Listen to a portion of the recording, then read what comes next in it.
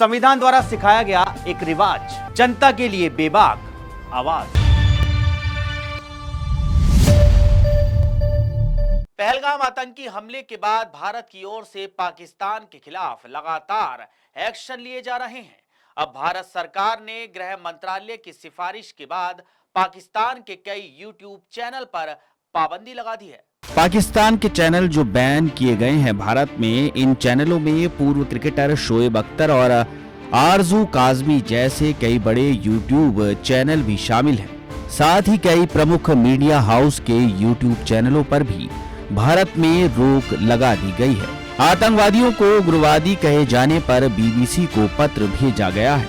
गृह मंत्रालय की सिफारिशों के बाद भारत सरकार ने जम्मू और कश्मीर में पिछले हफ्ते 22 अप्रैल को हुए पहलगाम आतंकवादी घटना के बाद भारत, उसकी सेना और सुरक्षा एजेंसियों के खिलाफ भड़काऊ और सांप्रदायिक रूप से संवेदनशील सामग्री, झूठे और गलत सूचना प्रसारित करने के लिए पाकिस्तान के कई यूट्यूब चैनलों पर प्रतिबंध लगा दिया गया है। कई न्यूज चैनलों पर भी रोक लगा दी गई है। पाकिस्तानी चैनलों पर रोक लगाने को लेकर मंत्रालय से जुड़े अधिकारी का कहना है कि भारत के खिलाफ भड़काऊ, सांप्रदायिक रूप से संवेदनशील सामग्री और गलत सूचना प्रसारित करने के कारण पाकिस्तानी यूट्यूब चैनल ब्लॉक किए गए हैं। पाकिस्तान के जिन 16 यूट्यूब चैनलों पर रोक लगाई गई है, इसमें शोएब अख्तर के चैनल के अलावा वहां के कई बड़े मीडिया हाउस के यूट्यूब चैनल भी शामिल हैं। डॉन न्यूज, समा टीवी, ARY न्यूज, बोल न्यूज, रफ्तार TV, the Pakistan reference, Jio news, समय स्पोर्ट्स और उजैर क्रिकेट प्रमुख हैं। भारत सरकार की ओर से पाकिस्तान के जिन 16 यूट्यूब चैनलों पर पाबंदी लगाई गई है, कुल मिलाकर इनके पास 63.08 मिलियन यानी 6.3 यानी कि 6.3 करोड़ से अधिक सब्सक्राइबर्स हैं। इसमें से सबसे अधिक सब्सक्राइबर्स जियो न्यूज के यूट्यूब चैनल जियो न्यूज के पास हैं। इसके कुल 18.1 मिलियन यानी 1.8 करोड़ सब्सक्राइबर्स हैं। इसी तरह ARY न्यूज के करीब 14.6 मिलियन यानी 1.4 करोड़ से अधिक सब्सक्राइबर्स हैं। इसके बाद समा न्यूज के करीब 12.7 मिलियन यानी 1.2 करोड़ से अधिक सब्सक्राइबर्स हैं। इस बीच समाचार एजेंसी के अनुसार भारत सरकार ने बीबीसी को भी आतंकवादी को उग्रवादी कहे जाने पर पत्र लिखा है। सरकार ने बीबीसी को आतंकवादियों को उग्रवादी बताने वाली उसकी रिपोर्ट पर औपचारिक पत्र भेजा।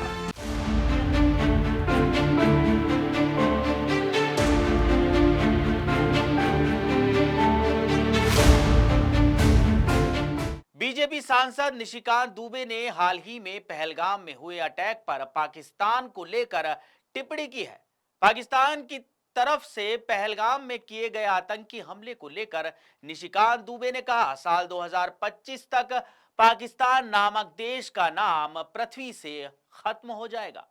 पाकिस्तान ने जो हमारा हिस्सा लिया है कश्मीर का, वो तो हमारा है, उसको तो हम वापस लेंगे। लेकिन पाकिस्तान खंडित होकर एक देश बनेगा जिसका नाम होगा बलूचिस्तान, दूसरा देश होगा जिसका नाम होगा पख्तूनिस्तान, और तीसरा होगा देश जिसका नाम होगा पंजाब।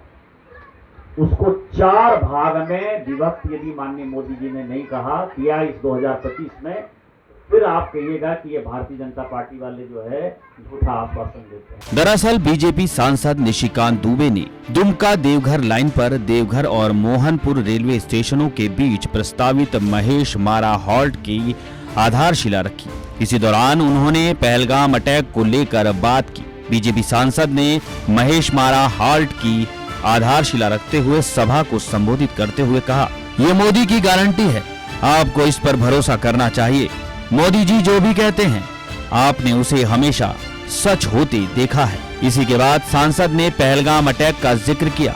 उन्होंने कहा, मैं ये कह सकता हूँ कि आज जो देश के हालात हैं और जिस ढंग से हिंदुस्तानियों को, खासकर हिंदुओं को चुन चुन कर मारा है पाकिस्तानी आर्मी ने, आज मैं यहाँ से आपको बोलकर जा रहा हूं कि बिहार में जो माननीय प्रधानमंत्री ने कहा कि सब आतंकवादियों को मिट्टी में मिला देंगे, साल 2025 के बाद इस धरती पर से पाकिस्तान नामक देश खत्म हो जाएगा। जम्मू कश्मीर के पहलगाम में 22 अप्रैल को आतंकी हमला हुआ। इस अटैक में 28 टूरिस्टों की जान गई, जिसमें 2 विदेशी टूरिस्ट भी थे। इसी के साथ कई लोग घायल भी हुए। इस अटैक के बाद से ही पहलगाम समेत कई इलाकों में दहशत फैल गई है।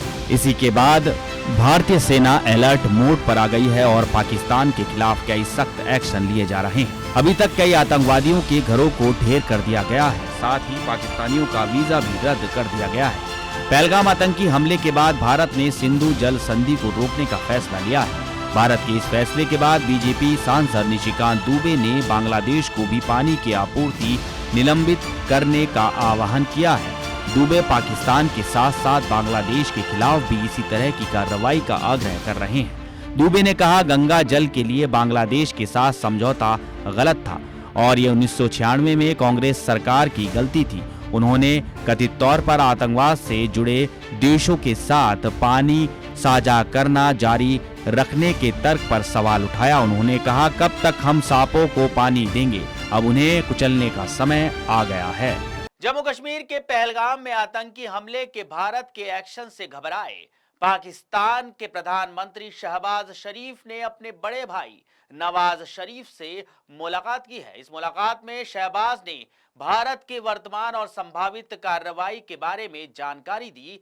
कहा जा रहा है कि नवाज ने अपने छोटे भाई से भारत के खिलाफ अच्छे से पेश आने की सलाह दी है। रिपोर्ट के मुताबिक रविवार रात को शहबाज शरीफ अपने भाई से मिलने उमरा निवास पर पहुंचे। यहां पर शहबाज ने पूरी रिपोर्ट नवाज को सौंपी और उन्हें बताया कि कैसे भारत पाकिस्तान के खिलाफ एक्शन ले रहा है। बैठक में शहबाज की सारी दलीलें सुनने के बाद नवाज ने कहा कि शांत रहने में ही फायदा है। नवाज ने शहबाज से कहा कि मंत्रियों और अन्य नेताओं से चुप रहने के लिए कहा जाए, जिससे माहौल और ज्यादा ना खराब हो। नवाज ने बैठक में अपने भाई से कहा कि शांति से ही बात बन सकती है, अगर युद्ध करोगे तो इससे पाकिस्तान का ही नुकसान होगा। शहबाज और नवाज के बीच बैठक में मौजूद एक अधिकारी ने समाचार एजेंसी से कहा, नवाज शरीफ की कोशिश वार्ता शुरू करने की है। उन्होंने अपनी इच्छा अपने भाई शहबाज को बता दी है। नवाज राजनयिक वार्ता पर जोर दे रहे हैं। इस अधिकारी के मुताबिक नवाज आक्रामक रुख अपनाने के इच्छुक नहीं है। नवाज को ब्रीफ देने पहुंचे पाकिस्तान के प्रधानमंत्री ने दोनों देशों के बीच युद्ध जैसे हालात का जिक्र किया। शहबाज का कहना था कि पाकिस्तान पर जानबूझकर एक्शन लिया गया है। पानी रोकने से दोनों देशों के बीच युद्ध जैसे हालात बन गए हैं।